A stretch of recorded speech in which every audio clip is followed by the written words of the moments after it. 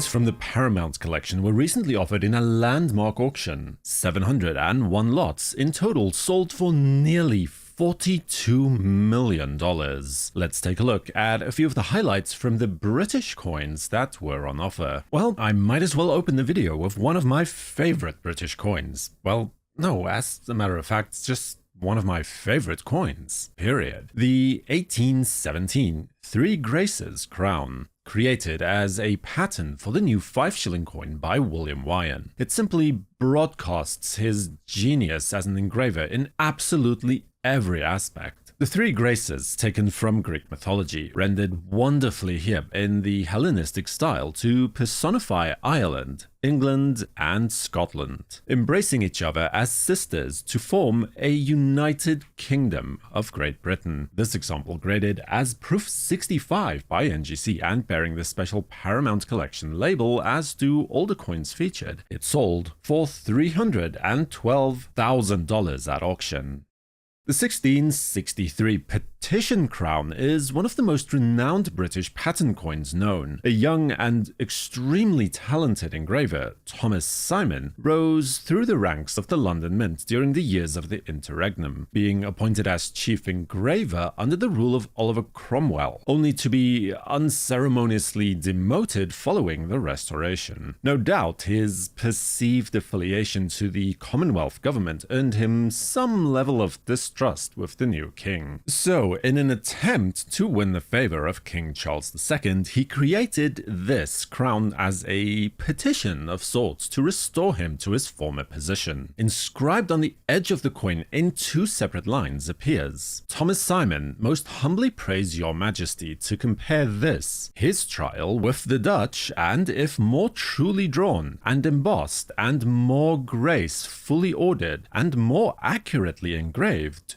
to relieve him." The Dutch, albeit Dutchman that he refers to, was John Rutiers, who replaced him as chief engraver. The petition proved unsuccessful as Charles II, however, did prefer, it would appear, the more slender rendition of the bust by Rutiers. And the rest, as they say, is history. Today, approximately 16 to 20 of these coins can be confirmed to still exist, with the current example graded by NGC as XF40 and sold at the auction for the sum of $312,000.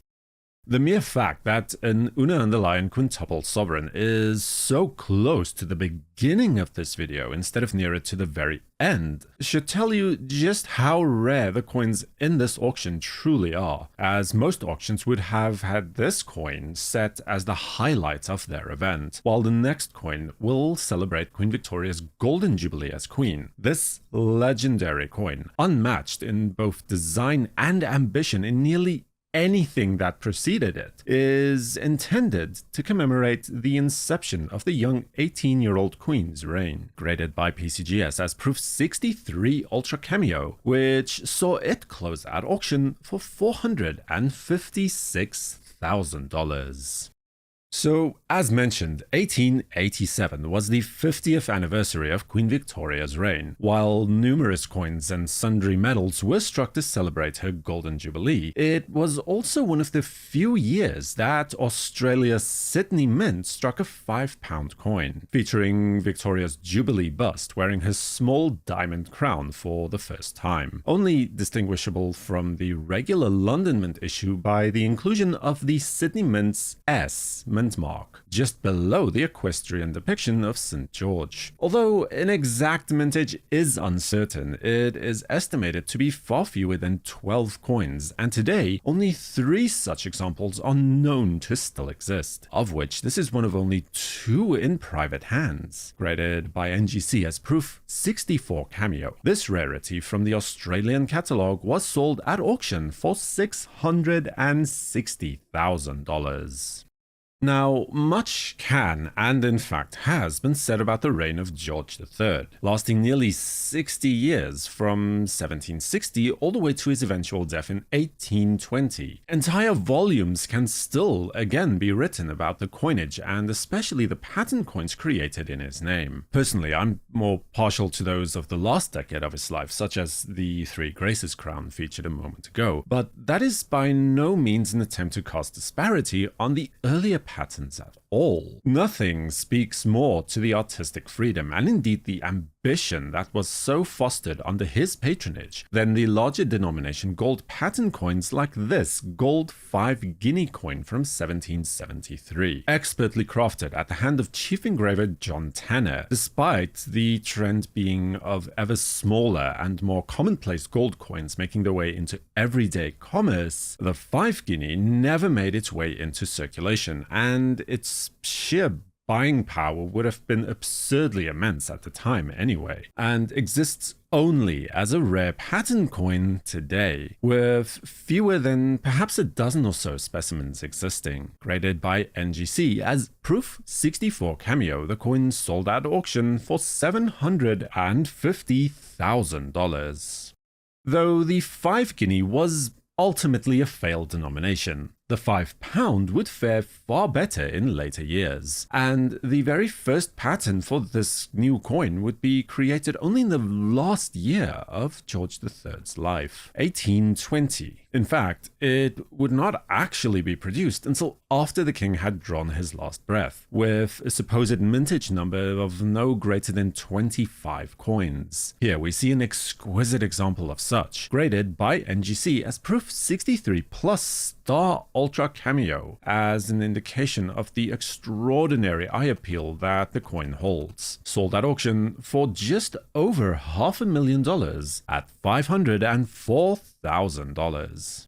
And if the early £5 coins are being offered up for discussion, then you simply have to mention the George IV 1826 issue. This is another proof coin that never saw circulation but was instead included in the elusive 1826 proof set, with a mintage of a mere 150 coins. While not exactly the finest known, the grade of Proof 63 from NGC with the Ultra Cameo designation does beautifully complement and showcase the delicately detailed design of this particular coin, sold here for $192,000.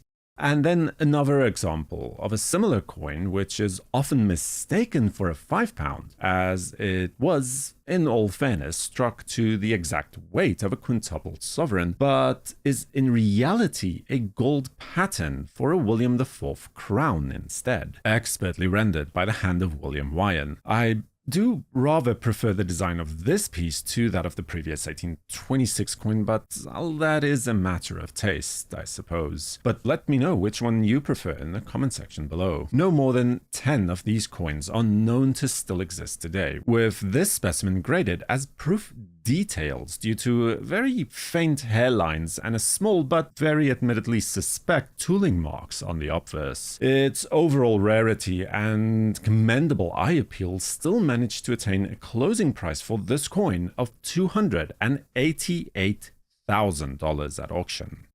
Following the tumultuous years of the interregnum, the restoration and return of the monarchy to English shores once more inspired a brief period of exuberance for the numismatic community, not the least notable of which is, of course, that it represents a watershed moment for the royal mint that finally separates the older style hammered coins from the new era of milled coinage instead. An excellent example of this would be the present 1662 gold crown pattern for Charles II. Remember the Petition crown from earlier? Well, this was in essence its competition, which bears a rather striking resemblance, at least in terms of style and execution, to the pattern coins of Oliver Cromwell, struck about 5 years or so prior, though those coins again never actually saw circulation. There are suspected to be no more than 6 to 10 of these gold patterns surviving today, although only around half of those number seem to be traceable to any known collections, unless I'm missing something obvious. Of those, this specimen surely has the most long-standing provenance, dating back all the way to the Dumas family collection when it was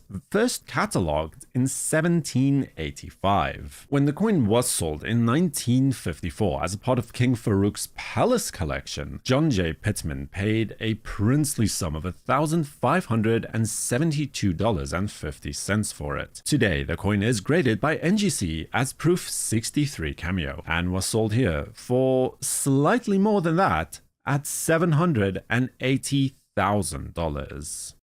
But by far, the highlight of the auction was the gold £5 coin of Britain's least known, yet most infamous king of the last easily 200 years, with the obverse displaying an impressively large depiction of Benedetto Pestrucci's St. George's defeating the dragon, first seen on his now iconic gold sovereign of 1817, then issued under the Mad King, the man who famously lost the American colonies and then his own mind, George III.